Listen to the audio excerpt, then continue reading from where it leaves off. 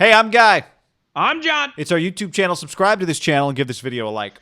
Check out the podcast below in the description. Do that as well. Subscribe. All right, John. Not good news for the Raiders. When this was reported on Monday morning, Las Vegas Metro Police confirmed Raiders running back Josh Jacobs arrested on a DUI charge early this morning after a single car accident in the airport connector. It took place at 4:42 a.m. and police suspected impairment. That followed by this. His lawyer says no complaint's been filed, at least at the time of this recording. And there were no blood test results to support a suggestion of impairment. We intend to enter a not guilty plea on behalf of Mr. Jacobs if he's ever charged. And, I think part of this is if he's charged and if he has a DUI, in the NFL, you get suspended for that for 2 or 3 games generally. Yeah. So not a good way to start the offseason. Yeah, I mean, we ended after the Denver Bronco game, which was they beat them on a walk-off, technically, right? 2-point conversion. Which the irony is they had the same situation the year before and they didn't get it. But the game was irrelevant. It actually just helped them. Instead of finishing 4 back of the playoffs, they finished 3 back of the playoff. It was beyond a disappointing year. We've all seen the stats. Defensively, they were horrendous. In the red zone, Gruden had some weird moments from a coaching standpoint. It has been a major, major letdown. But I would say their bright spots on the team are clearly, I think Derek has emerged as we talked about in our podcast and video. They're like, he's not going to be a point of conversation anymore. Darren Waller has become a star. And Josh Jacobs is just kind of the stalwart of the team. Like, he's just one of the better, more consistent, just good running backs in the league. Like, he's a winning player that you can beat any team in the league with.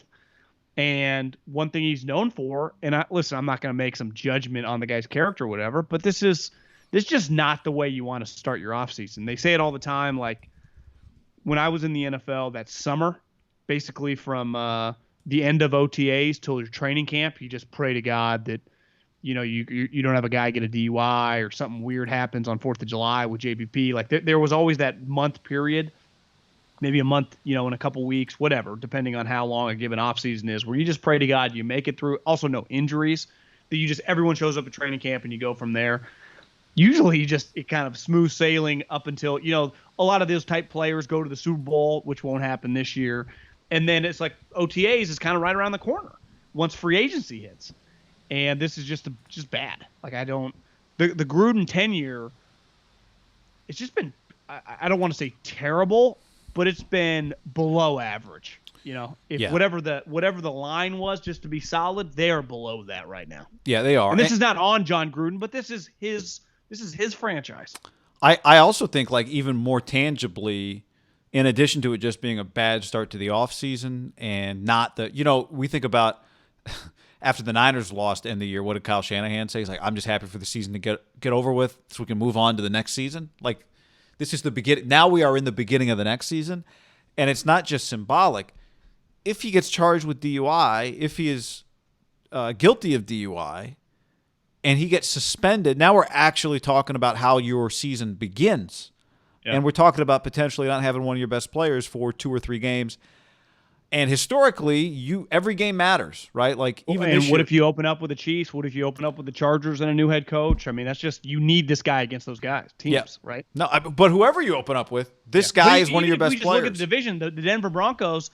Their record hasn't been good the last couple of years. When they play the Raiders, it sure doesn't look like a huge mismatch, right? No. Their games they're leading a lot of times when they play them in Gruden's time. Yeah.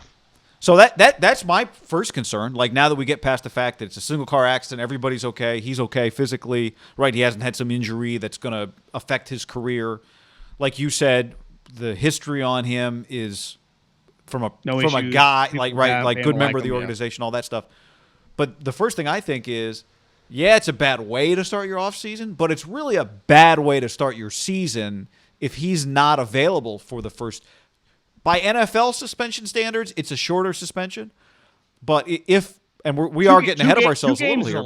But 2 games is a lot. Yeah, it is. Oh, yeah. For a guy that every single human would go, yeah, he's one of their best players on their team. And you could argue when they're playing their best, obviously the quarterback is always your most important, but the way they want to play, the play action, it kind of opens it up for Waller and the wide receivers. Like, when I think of the Raiders playing well on offense, I feel like Josh Jacobs always has a major impact in the game. Yeah. He's just he's a 3-down, all-around, really good running back. And like you said, at the end of the day, it's not like changing what the Raiders are doing today in the office or the next month. But if this becomes like, and the league does their own investigation, because we've seen before guys we saw Reuben Foster get suspended when all the charges got dropped. So it does not, they will make, there is no such thing as the court proceedings impact Roger. Like, we have enough evidence that whatever happens legally, and sometimes the terminology can confuse us non-legal minds, but we do know it is kind of irrelevant, right? We've seen guys get off and get suspended. We've seen guys, now if he's just like exonerated, it wasn't even him, yeah. But if it's just like, they couldn't, the blood test was a little sketchy, like if whatever their investigation thinks, like he can still get suspended a game. That's true. Although remember Reuben got nailed. Reuben had several incidents. I know, but he was never charged on anything. Yeah. No, it's true. It's true. Now, like Melvin Gordon's an example. I'm not comparing Reuben Foster. No, I know you're not. You're just making Jacobs. the point that even if he doesn't get in trouble legally, there could still be an NFL issue.